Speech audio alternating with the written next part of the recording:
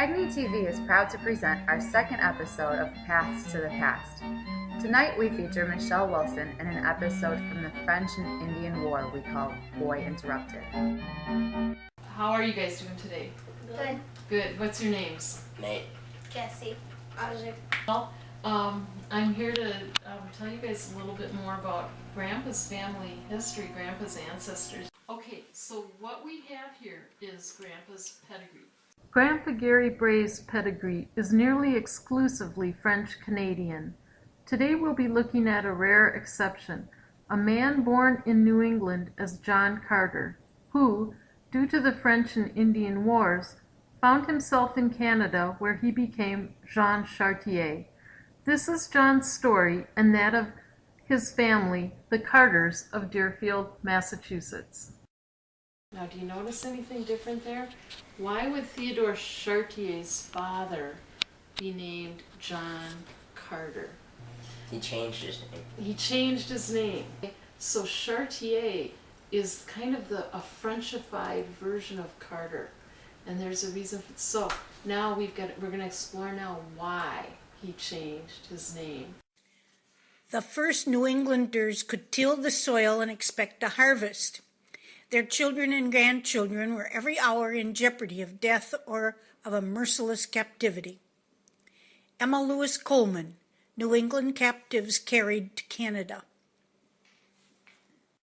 This is the pedigree from the children's grandfather, Gary William Bray, through Gary's father and grandfather, Joseph Bray, to Joseph's mother, Leah Katie Chattel, her father, Calixte, and grandmother, Marie-Françoise Chartier, and finally from Marie-Françoise's father, Theodore Chartier, to Theodore's father, John Carter. John Carter was born in Deerfield, Massachusetts in 1695 and died in Quebec in 1772. The supplementary material at the end of this film documents the evidence of filiation. So what were we talking about, guys? John Carter. John Carter. And Jean Chartier. And Jean Chartier, right. And you know Jean is the French name for John, yeah. Right? Okay. All right. So he was born John Carter. This is his family in 1704. Their father was named Samuel Carter, and there were 6 children born to Samuel Carter and Mercy Brooks, but by 1704 Mercy was dead, and Samuel Carter had remarried Hannah Weller. And this is the kids that were alive in 1704. There was a son named after his father, Samuel. He was 11. A girl named Mercy. She was 10. John Carter, our ancestor, who was 8 years old. Ebenezer was 6. Thomas was 4. Mara was 3. And then Hannah and Samuel had a child together. So this was a step to the other kids. And little Hannah, named after her mother, was just 7 months old. Okay? In 1704, Deerfield, Massachusetts, a stockaded village of about 300 persons, was the frontier outpost for New England settlers on the Connecticut River. Beyond Deerfield was the wild, populated by Indians that were often hostile. 80 miles west up the Hudson lay Albany, recently acquired from the Dutch. Down the Connecticut River lay Hatfield and Hadley, 13 and 16 miles away. 300 miles to the north was Montreal, with a French population of just 1,500, about a fifth that of Boston. France and England were at war in 1704.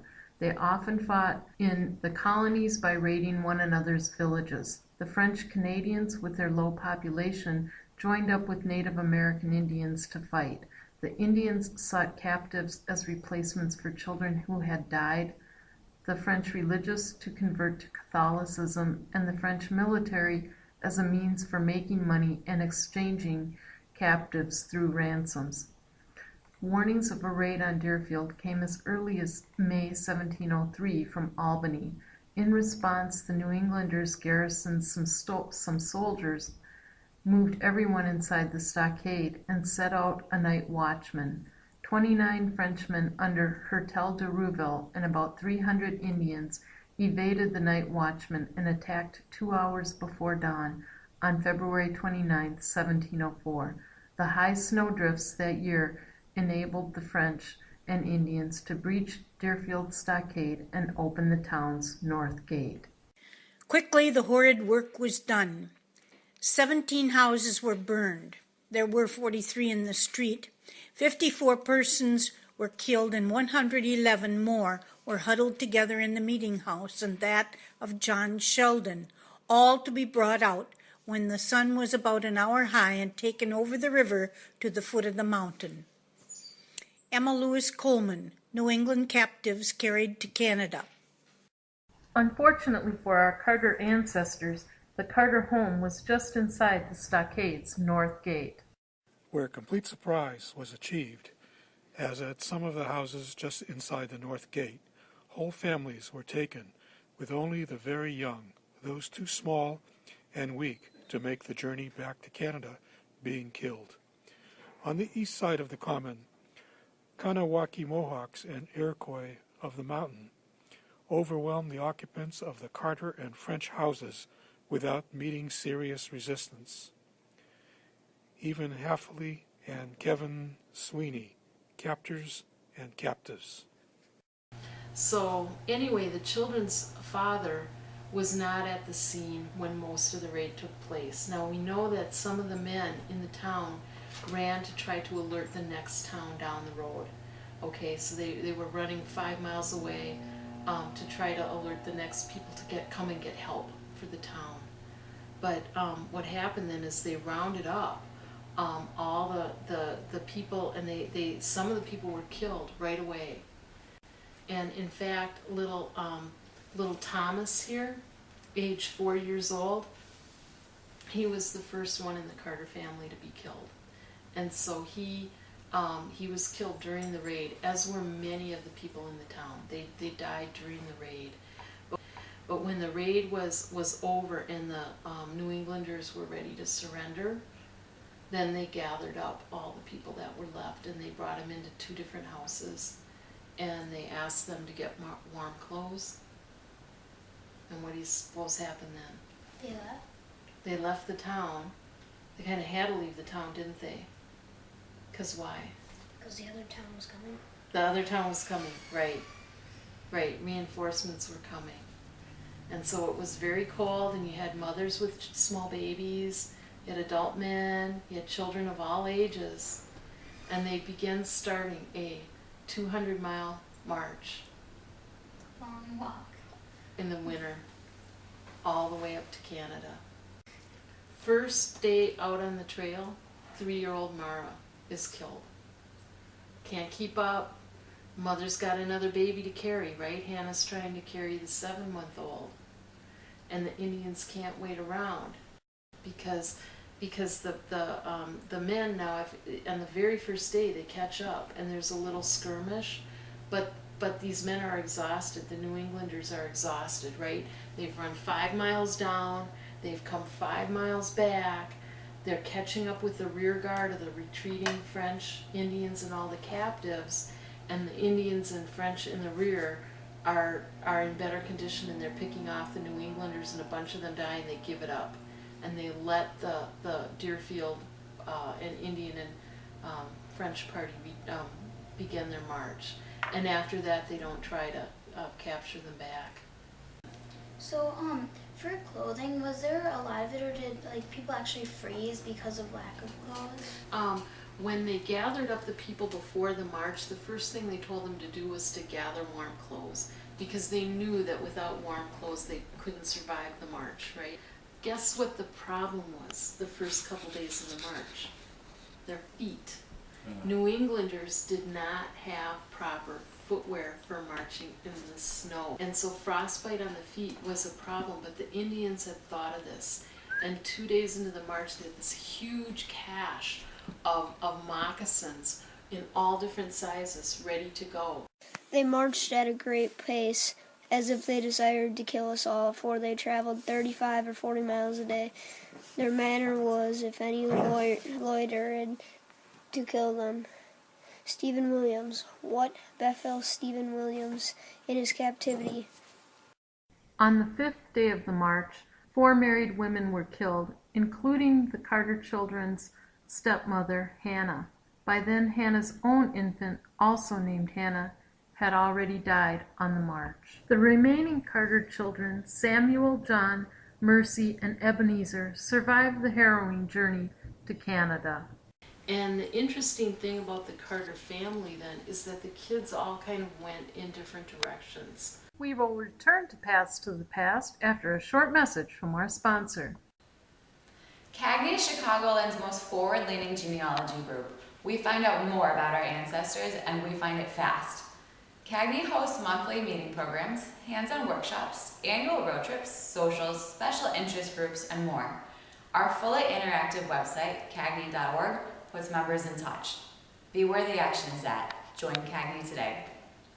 And the interesting thing about the Carter family then is that the kids all kind of went in different directions. Samuel Carter, the children's father, is said to have discovered the body of his youngest son on his doorstep the day after the raid. He moved to Connecticut, where he married a third time to Lois Sension by 1706. Ebenezer, the youngest Carter child to make it to Canada, was returned to Albany in February 1707 for ransom by his native captives. Samuel petitioned the General Assembly for assistance with his losses from the raid, including the 24 pounds he borrowed to redeem Ebenezer. The petition was not granted. John Carter's sister Mercy was taken in and raised by Kanawaki Mohawks. Kanawaki was a large village outside Montreal connected with a Jesuit mission. Mercy remained at Kanawaki, married a Mohawk, and had at least 3 children. A book for young people, The Ransom of Mercy Carter, by Caroline Cooney, is a work of historical fiction based on Mercy's life during the time of the raid. The rapid conversion of the captive children was a source of deep distress to their New England elders. A returned captive named Titus King deplored the quick conversion of those children who, like Mercy, were taken in by the Indians. Captivity is an awful school for children when we see how quick they will fall in with the Indian ways. Nothing seems to be more taking. In 6 months' time, they forsake father and mother, forget their own land, refuse to speak their own tongue, and seemingly be wholly swallowed up with the Indians. Titus King, returned captive. The brothers Samuel Carter Jr. and John Carter were probably originally taken by the Iroquois of the mountain, whose village was on Montreal Island and associated with the Sulpician mission. Life for captive boys with these Iroquois could be cruel. However, the Sulpicians, more so than the Jesuits, were motivated to raise the New Englanders as Catholics and were known to ransom the captives of the Iroquois of the mountain. This is probably what happened to John and Samuel Jr. Tradition says that Samuel Jr. died at age 22 when he drowned in the St. Lawrence River. He was said to be engaged to a Deerfield captive. John was known to be in servitude with the Sulpicians, nearing age 18 when Reverend John Williams and Colonel Stoddard attempted to ransom him back to New England in 1714. So, why did Samuel pick Ebenezer to be his son that he ransomed back? Samuel Carter did not get to go to Canada to do the ransoming, but a couple other men went to try to ransom back people, and for whatever reason, Ebenezer was returned to the people that were doing the ransoming. Now, John Carter was approached by Reverend Williams to try to be ransomed back. And there's a whole story that one of the old historians tells in her book about the experience of John Carter, a Deerfield youth. Having expressed his willingness to go by land, if only he may go home, the governor says, "If John will say this before me, he may go." Carter, being sent for, is at first awed by the governor's presence and denies that he has any desire to return, but is afterwards repeating what he had before said to Mr. Williams. Devon Roy is very angry, uses the lad roughly, and tells him he is to wait for the ship. This scene is frequently reenacted till John at last is overpowered. retracts his wish, and remains forever in Canada. Alice C. Baker, True Stories of New England Captives. John Carter, now Jean Chartier, left an extensive historical record. The record shows that John transcended the harrowing experience of the raid to become well-connected and successful as he engaged with the French, the English, the Indians, and even the Dutch. Here we see his 1718 marriage to Marie Courtemanche at Rivière des Prairies, located near the Sulpician Mission and the Iroquois of the Mountain Village on Montreal Island. The abstract shows that Jean's marriage record was well attended by churchmen, as expected since Jean grew up serving the Sulpicians. After the marriage, Jean was granted land on Montreal Island by the Sulpicians. Jean and Marie began having children, and Jean expanded his land holdings. Jean was officially baptized Catholic at age 28.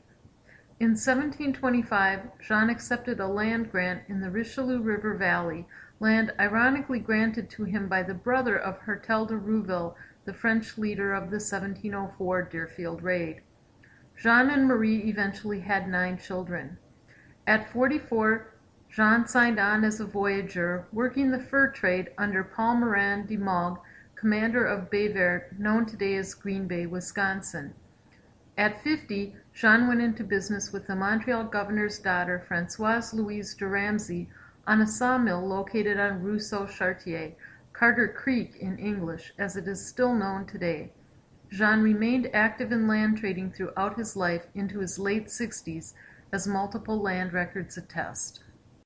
Perhaps most interesting is that Jean maintained contact with his Kanawaki Mohawk sister Mercy and Mercy's children, and with his New England brother Ebenezer, for in 1736 a letter was left in Albany, New York, for Ebenezer. Albany, July 6, 1736. This is to let you know that your brother John Carter has come from Canada in Albany, and the people in Albany did advise him to go afoot to Norwalk. We advise him to go with this man William Hobus, for reason he was afraid your brother should lost himself, for he know not the road. When he has delivered your brother, do your best endeavors to make him stay by you and to bring him to repentance. Love your brother, for love is of God. We wish you well. Signed, Robert and Ahasuerus Wendell. Again in 1751, Jean, now 55 years old, and Mercy's sons visit New England again. This time, a letter was penned at Fort Massachusetts. 1751, Lieutenant Governor Phipps. Last night came to the fort 2 Frenchmen and 1 English captive, whose name is John Carter. He was taken when Deerfield was destroyed. He is now married in Canada. They had a pass from the governor of Canada and are going to see their relatives, so they say.